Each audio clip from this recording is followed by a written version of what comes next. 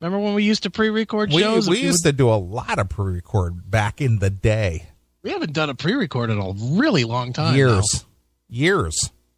And people don't realize those shows. I hated those shows. I did too. They were grueling. They were tough. And the worst part is, and people probably figured this out but don't know it, so I'll just say it. You're a perfectionist. And when we're doing the show live, it's whatever, whatever said is said or whatever. Well, you can't take it back. Yeah, but when we were recording them, it's like, hold on. We'd say something or stutter over something or whatever, and you'd be like, hold on. Yeah.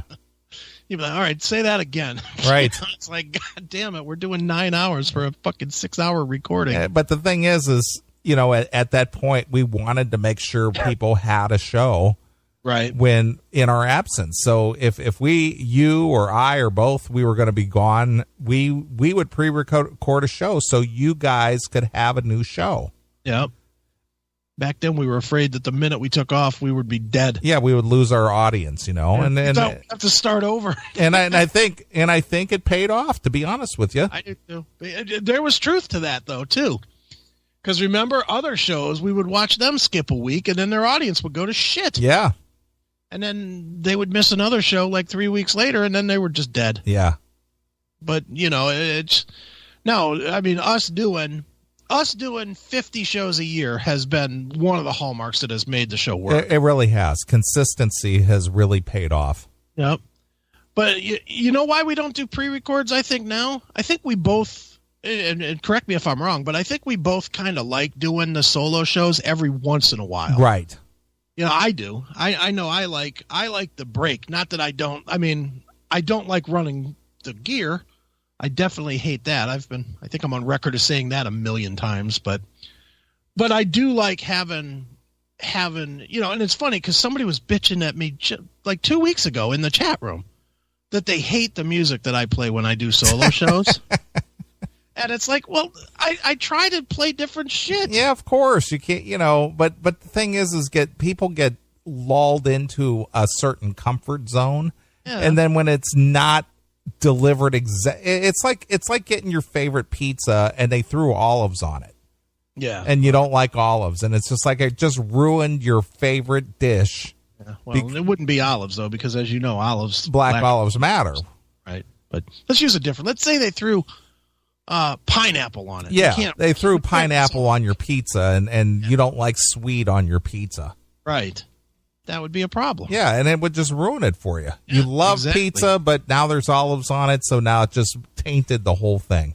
Yeah, exactly.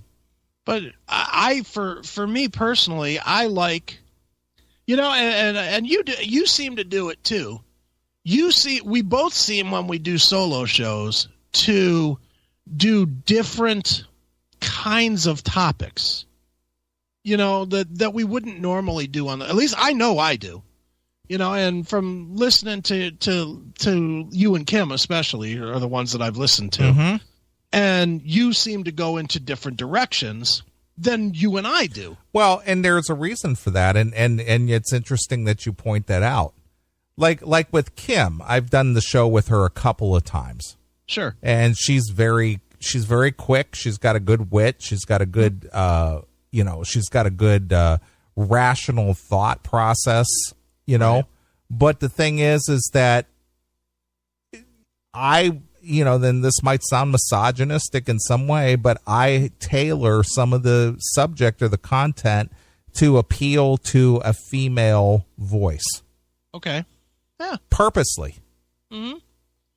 Yeah, it's not the fuck you show that we do. It's exactly. Not that pussy must taste great. But see, that goes back to that whole dynamic we were just talking about with the bands. When that one element is missing, it's a total different dynamic. Exactly. And I I do the same thing, just, especially when I have Steffi here. One, as you're well aware, I love trying it with a bunch of different people. I love. How many hosts have I had? I've had. Well, you had Bill Peters pop in. You had Joe Cleon pop in. Obviously, John has done it. Stephanie has done it. Jackal has done it. Jackal, Oh Mom. Oh Mom. So that's 6 off the top of our head. Right. You know, I mean, I like to kind of try something different here and there, you know, just to see where it goes and try different stuff. I love doing it with Stephanie because I can go into some places that just won't make sense for me and you to do it.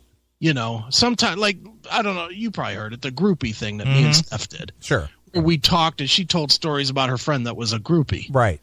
And was banging bands. Well, that's shit me and you can't really talk about because it doesn't relate to us. Yeah, exactly. But it's stuff I personally would want to hear, and it's stuff that I personally would want to dig into as an interviewer. You know, which is one of the reasons that I have Steph. And plus, you know, I mean, me and Steffi are like fucking brothers almost, pretty much. You know, as far as I don't have to hold anything back from her. Mm-hmm. So it makes it fun to have that female dynamic where I don't have to pretend like I'm talking to, you know, some offended chick. Yeah. You know, makes it fun. Sure, it does. Yeah, I mean, I like doing the solo shows, but like if we had to do them like every week, like for a month or something, that would suck. Yeah, that's a tough listen, and it just doesn't work. Yeah. Until people do something like this, and it's not that we're doing brain surgery here, but no. but there is a certain element that has to be right in order to make the show fun and enjoyable and an experience that's just like, oh man, this fucking sucks. Yeah, and part of the, and I'm with you, it's not difficult, but I will say what is difficult is trying to find 6 hours every week. Sure. 6 hours is a grueling. That's grueling to just talk, and especially where we've cut out almost all the music as well. Yeah, you know, I mean, in the old days of the show, we could do 6 hours because we did 2.5 hours of music. Yeah, we did the typical breaks years ago were usually 4 to 6 songs. Yeah. And now we only do 2. We do about 6 minutes worth of break, and then we're back. Yeah, I mean, in the old days, we used to, like, we would do an interview with somebody for about 20 minutes, and then we would play 20 minutes of music or 30 minutes of music to kind of, almost like we had to bring the audience back in kind of a thing, because it was more of a music-based thing. And then we started stretching that out a little bit and stretching that out a little bit, and the whole audience turned over, you know, which it really did. You know, I don't think are there 10 people that were fans? I don't think so. There's just a handful. I mean, even the hardcores like MOL, he's gone. Yeah, he's gone. And Jackal's been around a long time. Kurgan pops in periodically, but the reason he doesn't pop in is because of his work schedule. Yeah, it's for him. It's more work than anything. Mm-hmm. I think he would be a regular if his job would allow. Sure, you know, but yeah, I mean the old guard is gone because the old guard wanted to hear you and long-haired Mike and Y&T songs. Exactly, that's what they wanted, and that's okay. You know, I mean that worked for a while too. I mean, it's the nature of anything. We grew out of that, kind of, and you know, dude, do you remember? Since we're down memory lane and just wasting time here, you know, do you remember when you first brought me in? Not on 88.9. When we started doing our thing the way we're doing it now, yeah, 2005. Do you remember the hatred? That first month. Yeah, the backlash was just, you know, it was just horrific. It's just like, this isn't what I listened to the show for. I don't listen to this for commentary. This guy swears so much. Yeah. Remember that? They were all offended that I swear. And you were like, whatever. Because I remember a couple times I asked you, I was like, you sure you want to do this? And you were like, whatever, dude. It's fun. You were having fun. Oh, I had nothing to lose at that point, though. Yeah, well, I mean, it was internet. Because basically I had lost my entire audience, you know, due to my change in cities and location and all that other stuff. So, you know, I just looked at it as starting over again, and I had nothing to lose. Dude, it's so funny to think about it now because, now we have 15 to 20,000 people a week, which is great. I believe me, I am consistently overwhelmed by that number. When I see the download numbers and Corey tells me the numbers of people that listen to the show live and whatever, I am always like, wow, that's a lot,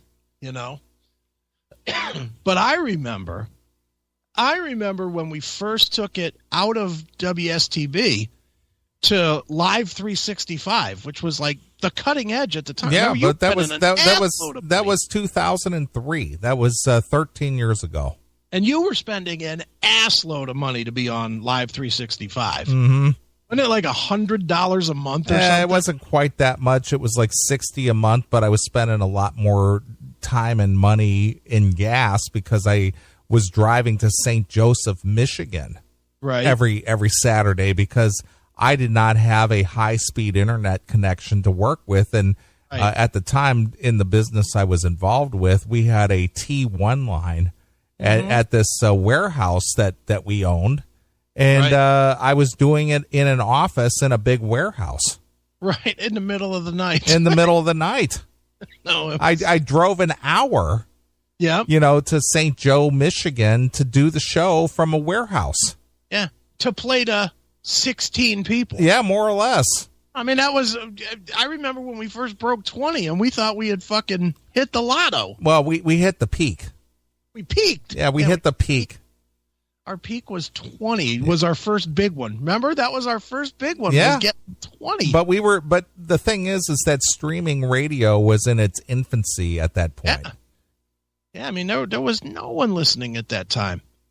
And it just grew, and and then as soon as we got it to a decent number, then I joined the show, and we scared everybody away. Yeah, well, there was a shakeout, and then we started to build again. Right, and then the whatchamacallit, the Laser Wolves happened, and everything changed. Yeah, everything, the whole dynamic changed. Hail and kill, caller, you're on the air. Yo. What's up, fuck pigs? Fuck pigs, okay. Why are we echoing? It's the Bob Nalbandian takeover. Well, Bob Nalbandian, me and Victor Ruiz were discussing you this afternoon. I was extolling the virtues and praising you for your work in the Inside Metal. Neeley, I hope to hell you didn't have a hard-on while you were talking about actually, I went beyond that. I actually had a whole roll of paper towels and a bottle of baby oil. Wow, you go at it big time. I'm very impressed there, Neeley. Well, what's on your mind, Mr. Nalbandian? Well, I thought I would just give a call. And, I heard you talk about the show and the 6-hour show. And, now it's time for me to kiss you guys' ass because I admire the fact that you could do a whole 6-hour show. And to be wary, I mean, I would love to guest host with you, but I'm really skeptical about entertaining for a whole 6 hours. I mean, that takes a lot. I mean, I've done shows, as you know, I've done the podcast with the Skull Sessions, and, I've had numerous guests, and, we could do 2-hour discussions, no problem. And on, the Inside Metal TV show, hour-long, boom, it goes like that. But 6 hours, I mean, even if you're in top form, I mean, even, when I would listen to when I was driving around, I would sometimes listen to Howard Stern. I think his show was about 6 hours. Yeah, it was 5 hours, about 5 hours. Yeah, and dude, after the first couple hours, it was dull. I mean, even a Howard Stern, the king of media, and I love his fucking interviews. His interviews are unsurpassed. But when he gets into all the bullshit, and I mean, you can tell it's just a lot of filler time, and it's just like, all right, tune the station, kind of thing. But I don't think people realize how difficult it is to do a live show, not taped, but a live show for 6 hours. And so, I mean, I would love to do the show with you. Like I said, this weekend, I'm got the media passes for the Aftershock Festival, and I do feel bad because I know we had discussed me coming on, and I said, but I didn't hear from you, so I didn't know if it was on or off. And then I got the media passes, but I definitely would like to come on, but I don't know if I could, I mean, coming on with you two, at least if I fuck up or have nothing to say, you got Chris or Neeley to fill in. So when it's just me or you, it's, it would be tough for a whole 6 hours, I must say. Bob, at what point in your life have you fucked up and had nothing to say? Well, that's true too, but I never did a 6 hour live show. Well, that is true. I never did a 6 hour live show until the first time either.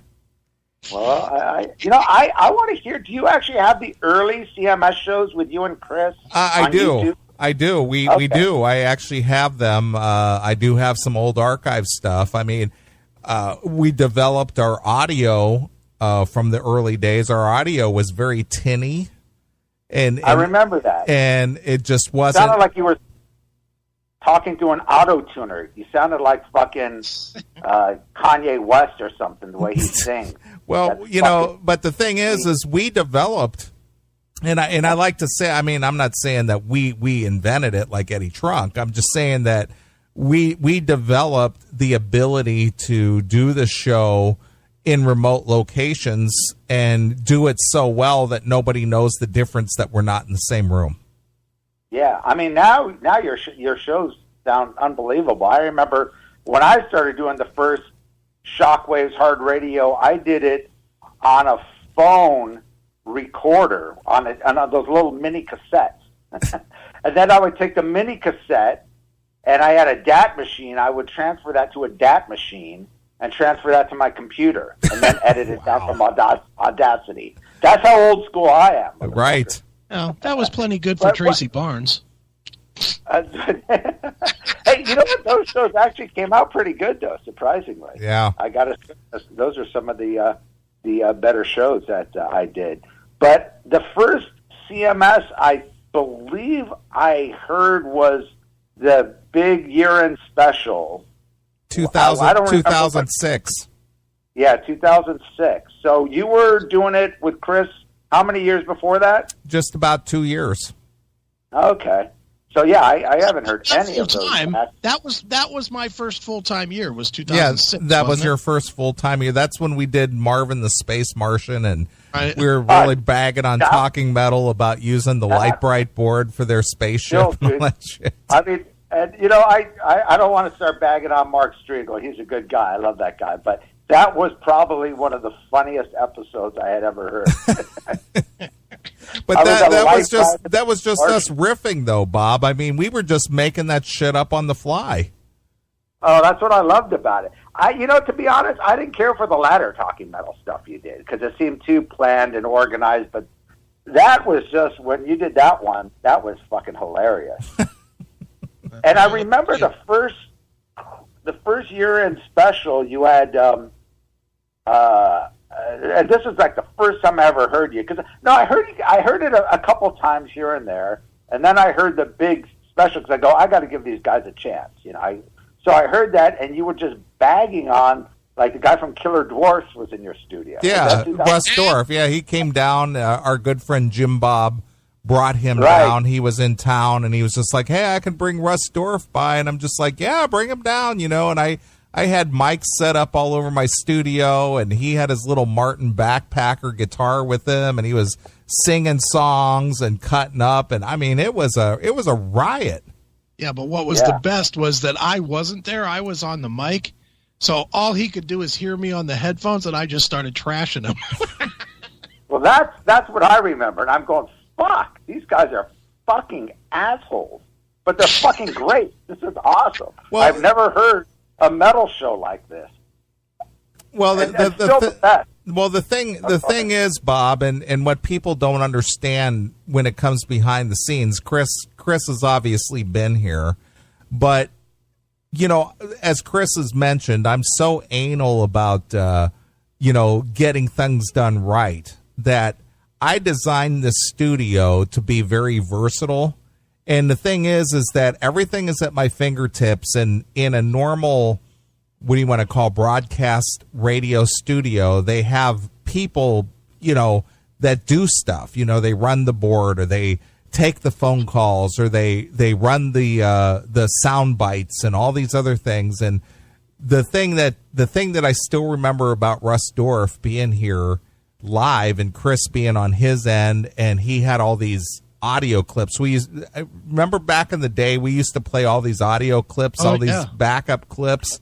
Yep. Well, he wanted to know how I did all that. He goes, "Where is your engineer? Where's your sound guy? Who's running the clips? Who's doing this?" It's like, I'm doing it all here and Chris is doing it on his. That is amazing. So he just wanted to know how we were able to pull all that off and just do it all by ourselves. Yeah. Well, you still do the clips from time to time. Yeah, sometimes we do. We throw one in now and again, but we used to that used to be a big part of the show. Chris had a whole soundboard, to where he had probably 25 or 30 pretty frequent clips at his fingertip. Yeah. Then I got lazy. That was kind of the thing back then. A lot of the radio shows, when they, especially in the late 90s, and that was the thing, is to do clips, sound clips. Right. Mm-hmm. And we did it too, and it worked for a while, but then we developed to a point to where we didn't really need them or rely on them anymore. Well, I tell you the best still is when you did the fucking Shadow Steel interview. Because I did not, I'm like listening, because I had no fathom who he was. I heard his name before, but had no clue. And I'm listening to it, and I'm going, these questions are stupid. But I heard you guys before, and I'm thinking, wait, these guys are pretty clever. There's got to be something about this, because I'm thinking, this is the stupidest interview I've ever heard. But the thing was, Shadow Steel, I thought was so fucking cool. And I really liked it. I thought he was a total stand-up dude. His answers to your questions, I thought, were great. When he talked about the way the music industry was right on topic, and when he talked politics and everything else, I'm going, this guy is being so fucking cool, but these guys are just being pricks to him. And that was totally planned, and that's and Chris and I will both agree that was one of the very few times we ever planned anything. I had no idea that was planned. And then I listened to Shadow Steel, because I said there's got to be something to it. And then I fucking realized that you were mocking him. Because the first time I heard it, I just thought you guys were just asking asinine questions because you just didn't know any better. And then I'm just going, fuck, this is so brilliant. These guys are mocking a guy on a live interview, and he has no clue that they're mocking him. And I'm going, God, this time Neeley was the asshole. And I'm going, man, oh man, this is fucking great. Well, that was part, Bob, that was part of the whole setup too, was that I reached out to Shadow as an Uber fan. I used the fact that I was in commercial radio. You remember this, Neeley? Yes. And I reached out to him and I said, one of the reasons that I ever got into radio was when you were in Wilkes-Barre, Pennsylvania. I fed him this whole line of shit about how he was one of the inspirations for me getting into commercial radio in the first place, and how we were approached to go to satellite. Maybe he could put in a good word for us. And, I really reeled him in. And then Neeley and I were like, okay, I'm going to be the nice guy, and Neely's going to ask every stupid question possible, and then I'll come back and suck his dick a little bit. And then Neeley will come back and hit him again. And we did, 40 minutes? Yeah, 40 or 45 minutes. That was genius. And you are a fucking asshole, but that is fucking genius. I actually felt sorry for the guy afterwards. The other one, which you obviously planned and I thought was brilliant, again, the Talking Metal Best Buy thing. I fell for that right up until you said the silver spacecraft, and I'm going, oh, these fucking guys, it's a fucking setup. It's a joke. But through that whole thing, right up until the end, I seriously thought it was a real phone call. Yeah, of course, because what we did was that Chris got his friend Warlock to act like the Best Buy manager, and I got my former girlfriend to act like she was the operator at the Best Buy store. That was a good one. That got me. That got me going. That was so good. Stuff, and Matt was talking about, there's these two guys over by the Slurpee machine or whatever. Yeah, they're stalking around. And they're asking people about the Guns N' Roses the release. But, the funny thing is, if you listen to the John Astronomy, those episodes, he was just like that. And it's like, this is believable. I could see him doing that. That was such a good one. Those are, I think, the only 2 times we ever planned anything. Yeah, that was when we actually did a bit. And we never really did bits per se. Everything was just off the cuff. But those were 2 times that we actually planned it out and, came up with some kind of a script of some, because all the questions that I asked Shadow Steel, I did all these research on all these facts and figures and stuff, and then asked him a question that was totally unrelated. Yeah.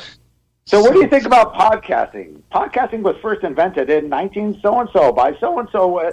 Yeah, that was genius. Dude, even this Lemmy question was fucking. Do you remember that, Neeley? At the very end, yeah. You asked the Lemmy question, and you said, we have to ask you the traditional Lemmy question, and then you go, Ian Lemmy Kilmeister was born on June 20th of 19. I was like, what the fuck? But how could he not know that you were mocking him? Because that's exactly how he did his interview. Well, and that's why he thought he thought that I was such a fan that I probably stole what he did. I get it. All right, I understand. That was the whole setup was me on emails and then on the phone with him, setting it up, getting it all lined up and I'm telling you, I made him believe that the only reason I ever saw a microphone was because of Shadow Steel. I fed him this whole story about how I had family in Wilkes-Barre, and I used to listen on the Saturday nights with the disco hour with ABBA. And I just fed him a line of shit, and he lapped it up. When did he realize, or did he ever realize that it was a joke? Did he listen back to it, or no idea? No idea. He's my friend on Facebook. Really? So he apparently doesn't have any animosity. Yeah, he's my friend on Facebook. Rusty Fender. No, he doesn't go by Rusty Fender. He goes by Shadow Steel. Too good, man. Yeah, so, it's been as the Grateful Dead once said, it's been a long, strange trip. Yes. And I got to go back and listen to the really early episodes, because some of those I totally forgot about. And like I said, there was about 2 years I haven't. And do you actually have the shows that you did with Randy on YouTube? They're not on YouTube. I have them on. Like you, Bob. I have them on cassette tape. Bob, let me tell you how this used to work, dude. This is how crazy we were to make the show grow when it was nothing. Neeley would do the show at the little radio station that's about, what do you say, Neeley, 10 miles from my house? Yeah, about 10 miles, yeah. About 10 miles from my house. He would do the show until 3 in the morning. Then he would drive over here at 3 in the morning and put cassette tapes in my mailbox. Then I would get up at 9 or 10 o'clock in the morning, go out to get the cassettes, and then I would put the cassettes one at a time. I would play these 90-minute cassettes and record them into my computer so that we could put them on the website. This was back in, what was that, 2002, 3? 2002. Yeah. We were doing streaming audio in 2002. I used to take my whole Sunday, every Sunday, recording these tapes, converting them to real player music, whatever that was, RM. Right. And then uploading these files that would take half a goddamn day to upload. That's how dedicated we were. That is true dedication right there, man. If anyone should be paid for doing a radio show and podcast, it's you guys. Well, we saw what the potential was for listening online and getting some kind of a worldwide audience even back then. Yeah, absolutely. So, yeah, we started streaming the CMS 14 years ago. Wow. And you were doing you actually had the classic metal show on traditional radio? I did. It was on an FM radio station in Ohio. But of course, we didn't cover the topics like we did, now. Right. But Chris was still running his magazine, and when Chris and I learned of our chemistry on air was when Chris would make his once-a-month trip down to the station to talk about the new edition of the Music's Bottom Line. Right. Right. And so go ahead. And when Chris would come down and he would share the mic with me, that's when we realized there was something going on there. Yeah, it was to the point. I mean, Neeley had a collection of guys that came in to do the show with him: long-haired Mike, little Mike, big Mike, the three Mikes. And Randy and Chuck. All these guys were in the studio, and then whenever I showed up, we pushed them all out of the studio. And then it was just usually me and Neeley just riffing. It was supposed to be for an hour, but it always turned into the whole show because it just worked. And we never really looked back, I don't think. Yeah. All right. So what did you guys cover on Victor's show? You said you did the Motorhead album, Ace of Spades, and Love Drive, right? No, I did Ace of Spades, Motorhead, Blackout, Scorpions, and I did Low Testament. Okay, cool. And I did a bunch. I think I did 10 or 11 albums. Because he went into, you know how I am musically. He went into Korn and I'm trying to think what else did we do. You did Demanufacture. Yeah, Demanufacture, Fear Factory, and Machine Head. And Facelift from Alice in Chains. Yeah, we did Facelift as well. So, you know, yeah, I did like 10. Yeah, he goes he covers all grounds of hard rock and metal from classic to modern, and that's a great show he has. Mars Attacks, when he does the classic albums, and he's got a lot of great guests on there talking about albums. Good stuff. Yeah. All right, Bob. They're telling us you got to go. Those fuckers. Well, Bob, bring us up to date with what's going on with your documentary series. What are you doing now? And fuck that. Everybody knows this is an Armenian hijack. I'm hijacking your show. Fuck you. I'm over. No, I'm just doing still finishing up the the San Francisco one. We're editing the LA thrash one, which is going well, and I'm working on a couple other things that I can't really talk about now, but it's going well. Are my parts making it into the San Francisco one?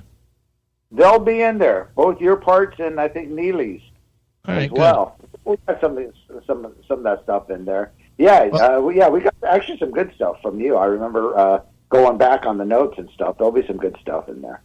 Okay, good. Absolutely. Lord knows I talked an awful lot. Yeah, no, there was some good stuff in there. Yeah. And we did, of course, Neeley on the iPhone, but it came out pretty good. He laughs. It came out pretty good. It's good enough. Good enough. No, it works. You know, it's cool to have that kind of low budget quality thrown in there a little bit. And but now the quality with those iPhones are pretty good. So I think just the audio, might not be quite as good, but it'll work in fine. We've done a lot of interviews like that in the past, and it's good to show a different kind of diversity in the interviewing. All right, cool. Well, I'm looking forward to it. I've enjoyed the DVDs so far, and I rewatched the ones that I just got a couple of weeks ago, and I enjoyed that as well. So if you have not checked out the Inside Metal documentary series so far, you can pick them up on Amazon. Are they still streaming somewhere, Bob? Are you aware? Yeah, they're still on Amazon Prime. You could get them streaming. They're still on iTunes, and I've been told it should be going on to Netflix. They're on Night Flight. They're on Google Play streaming, and supposed to go to Access TV. I haven't seen on the schedule yet, but apparently they accepted it for Access, and you could buy the DVDs. You could actually get the DVDs at a discount at metalrockfilms.com. metalrockfilms.com. You could get both the Inside Metals and the did you ever check out the Metal Messiah movie? I have not watched that yet, but I'm going to. It's dumb, but it's funny. I watched it. It's dumb, but it's funny. Exactly. It's funny. You'd like it, Neely. All right, I'll make a point and watch it tomorrow because aside from one football game, I don't think I have anything else going on. So perfect. Very cool. And Neely, let me know when you do want to do the if you do have another show you want me to fill in. Let me know in advance, and I'll promise I'll be on for that. And we'll see if we can do a whole 6 hours. Excellent. Yeah, I'll go until the chat room tells me to get the fuck out. Nice. All right, Bob. It's always good to hear from you, and good luck with all your endeavors. You got it, boys. They're pretty impressive. I enjoy that. Well, thank you. I look forward to hearing the rest of the show tonight. All right, Bob. All right, guys. Hail and kill. Hail and kill. Fuck you, pal. Hand job. There he goes. I just got a hand job from Armenian. Yeah, look at that. Yeah. Wow. It's like I'd rather get a hand job from the other Armenians named Kardashian. But if you want an Nalbandian one, that's fine. Well, I was just quoting Scribble. Yeah. Dude, his album is great. I haven't heard it because I just got it. You'll hate it. I mean, it's real gangster rap. Mm-hmm. But I love, and Scribble's going to hear this, and I said it to you. I loved that he used the term fuck pig. Fuck pig. In one of his songs. Nice. I was like, this fucking guy got influenced by us. Sure. And used the term fuck pig. Right. I heard that. It's a song called Cursed. And he's rapping about, I don't know what he's rapping about, killing some bitch or something. Killing some bitch. Oh, dude, every song is as gangster rap goes, this is the shit. It is just nothing but kill a bitch, fuck a bitch, and I hate a bitch. Wow. That's what he sings about. All right. But just in the middle of the one song, he threw in there the fuck pig, and I was like, yes! I was like, that's as good as a credit. Although I was told we have a credit, too. Oh, that's good. It's funny. Well, it's always nice. I always like to be credited in a little somebody's release. Yeah, I told Scribble he could come on the show if he wants to promote it when it's released. It's released in 2 weeks. All right. So maybe the 29th or whatever day that is. That's if you're here. Yeah, if I'm here. If I'm here, we'll have Scribble on. Yeah, we definitely probably need me to be on so I can talk a little rap with Scribble. Sure. I like the record a lot. I really do. I'm not even just saying that because he did the CMS rap, which is also awesome. But it's actually you know how it goes, dude. We meet a lot of people and they always, oh, dude, you got to hear my disc. Mm-hmm. You hear it and you're like, all right, this is really good for what it is. It's really fucking good. Sure.